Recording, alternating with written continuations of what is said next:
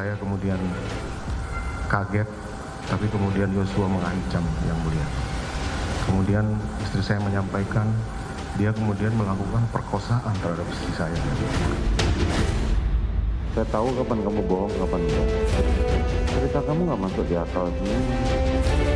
Kalian karena buta dan tertuli, makanya saudara tidak mendengar dan tidak melihat.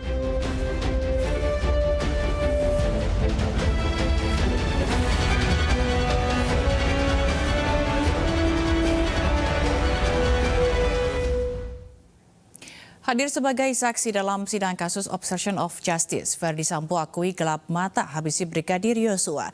Sambo emosi setelah mendengar cerita dari istrinya bahwa apa yang dilakukan Yosua lebih sadis dari pelecehan. Saudara mengetahui adanya pelecehan itu dari siapa? Saya mengetahui itu bukan pelecehan.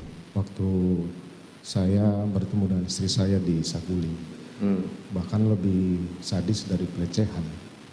Istri saya sudah diperkosa, kemudian sudah dianiaya dan diancam. Itulah yang membuat saya emosi, kemudian saya lupa untuk harus melakukan ini yang mulia.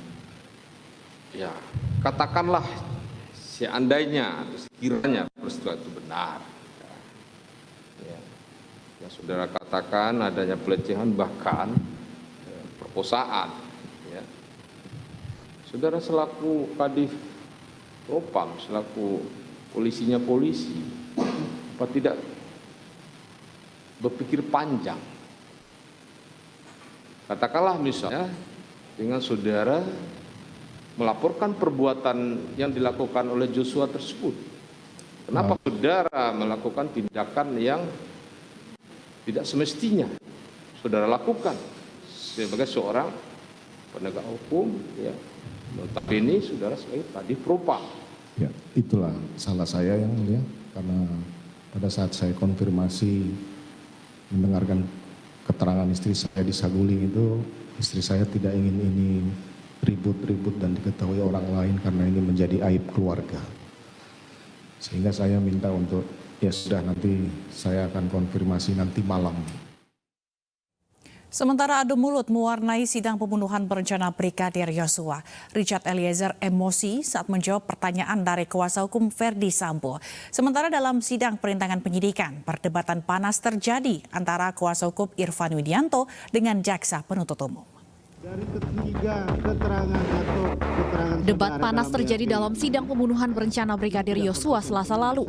Richard Eliezer yang hadir sebagai saksi adu mulut dengan kuasa hukum Ferdy Sambo dan Putri Chandrawati. Bahkan ada momen saling bentak dalam sidang tersebut. Silakan. Eliezer emosi saat kuasa hukum Sambo dan istri mencecarnya soal BAP yang tidak konsisten. Padahal Eliezer menegaskan hal itu terjadi karena dirinya di bawah doktrin Sambo saat pembuatan BAP pertama. Dari ketiga keterangan atau keterangan saudara dalam BAP ini, ya, ini tidak konsisten semua. Saya mau tanya, yang mana yang benar? Jadi begini Bapak, dapat saya jelaskan. Biar Bapak tidak menanyakan lagi tentang BAP ini. Ya harus saya tanyakan. Iya, makanya saya tanya. Saudara penasihat hukum beri kesempatan saksi untuk menjawab. Ya, saya mau jelaskan bahwa ini harus saya tanyakan karena tidak konsisten, Yang Mulia. Silakan. Doni Salmanan divonis 4 tahun penjara dan denda 1 miliar rupiah. Dalam putusan tersebut, hakim juga mengembalikan aset Doni Salmanan yang sempat disita. Kita akan membahasnya usai kumandang azan maghrib untuk wilayah Jakarta dan sekitar.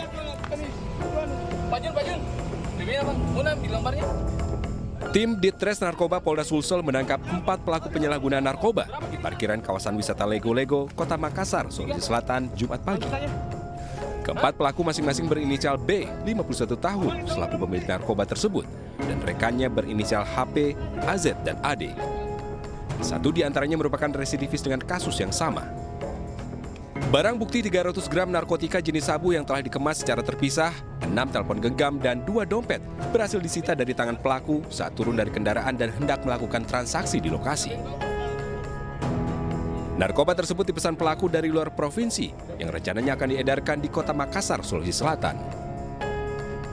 Waktu diamankan itu pada saat ada kendaraan dicurigai.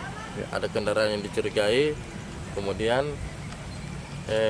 anggota yang sudah melaksanakan pengintaian di lokasi langsung melakukan penangkapan. Dan setelah dilaksanakan penggeledahan, ditemukanlah barang bukti tiga bungkus yang beratnya itu kurang lebih 300 gram. Untuk mempertanggungjawabkan perbuatannya, pelaku dijerat Undang-Undang Narkotika dengan ancaman hukuman maksimal 20 tahun penjara. Dari Makassar, Sulawesi Selatan, Leo Muhammad Nur melaporkan. Pemirsa, sidang agenda putusan kasus aplikasi Quotex yang melibatkan Doni Salmanan ricuh. Puluhan korban yang menghadiri sidang mengaku kecewa terhadap putusan hakim yang hanya memvonis Doni Salmanan 4 tahun penjara.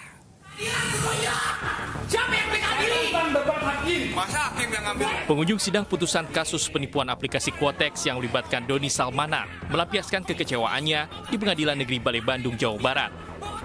Mereka melayangkan protes atas keputusan sidang. Hakim Ahmad Satibi memvonis penjara 4 tahun dan denda 1 miliar rupiah. Putusan ini lebih ringan dari tuntutan jaksa yang menuntut 13 tahun penjara dan dibebaskan dari jerat pasal tindak pidana pencucian uang. Dalam putusannya, hakim juga mengembalikan aset Doni Salmanan yang sempat disita. Aset-aset tersebut terdiri atas kendaraan, uang hingga sertifikat rumah. Hakim menjelaskan aset tersebut tak disita lantaran aset yang didapat Doni Salmanan sebagai aplikator aplikasi Quotex tersebut bukan merupakan hasil tindak pidana. Menanggapi putusan hakim, Kasih Intel Kejari Kabupaten Bandung Mumu Ardiansyah mengatakan pihaknya akan melakukan banding.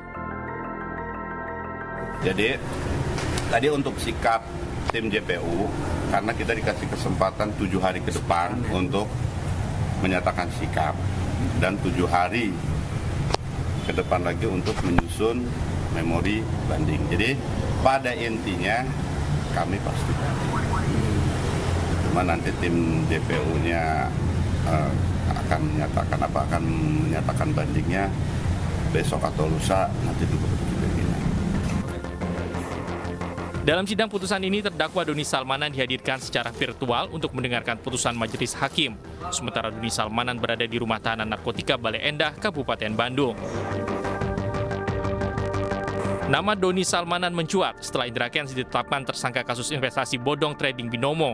Dengan modus penipuan yang sama, Doni menipu korbannya dengan aplikasi Quotex. Doni dilaporkan korbannya pada Februari 2022. Dari Bandung, Jawa Barat, Saufat Endrawan, iNews melaporkan.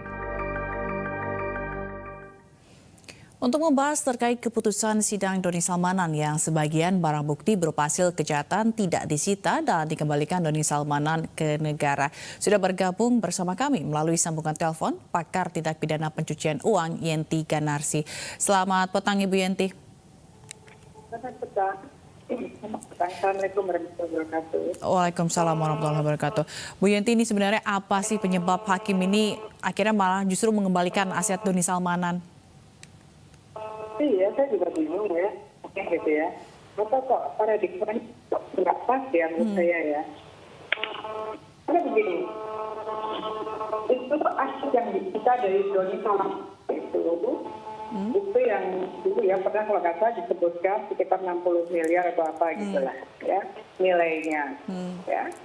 Nah itu dari mana disita itu? Kan dari Doni Salmanan. Doni Salmanannya dari mana gitu kan?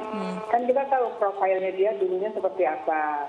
Kemudian yang paling lucu adalah putusannya adalah terbukti pasal 45 Undang-Undang ITE kan gitu ya, Undang-Undang ITE.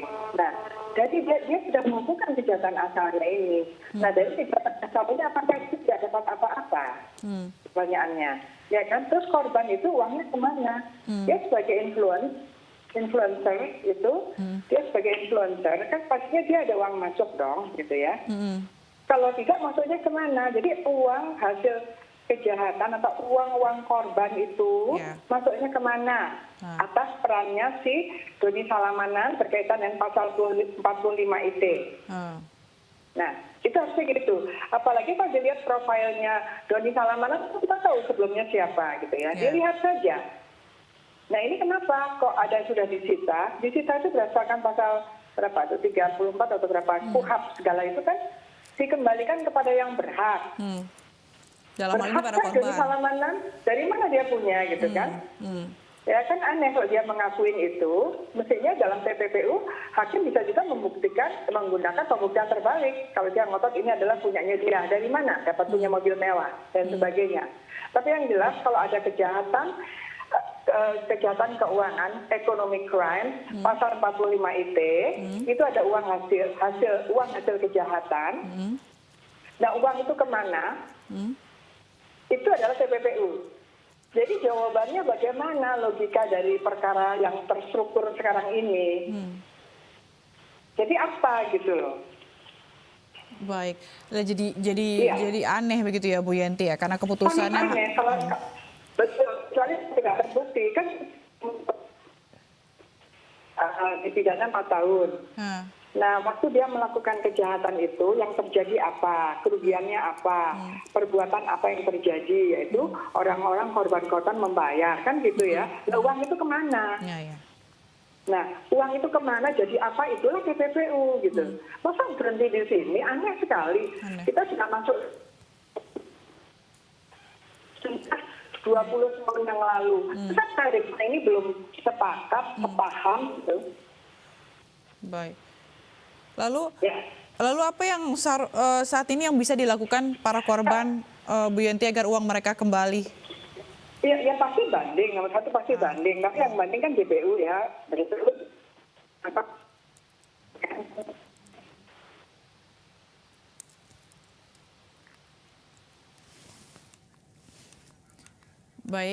Baik, pemirsa, mohon maaf sepertinya ada kendala teknis dengan Ibu Yenti Ganarsi, dan kita akan melanjutkan ke informasi lainnya, di mana tenaga ahli Gubernur Sulawesi Tengah bidang investasi Roni Tanusaputra mendukung proses hukum proyek gedung DPRD Morowali Utara pada 2016 oleh Komisi Pemberantasan Korupsi KPK.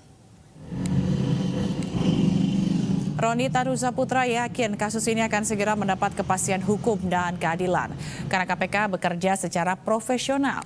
Namun, Roni menyayangkan adanya informasi kasus tersebut terjadi saat dirinya menjabat tenaga ahli gubernur.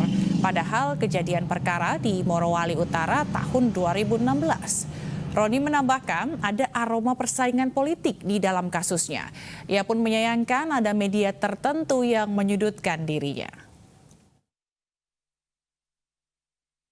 Terkait pemeriksaan tanggal 15 kemarin, saya sangat mendukung penyidikan KPK, dan KPK sangat kooperatif dan profesional ya dalam melakukan penyidikan tersebut. Ya, saya berterima kasih kepada KPK juga yang mau melakukan penyidikan atas kasus ini, karena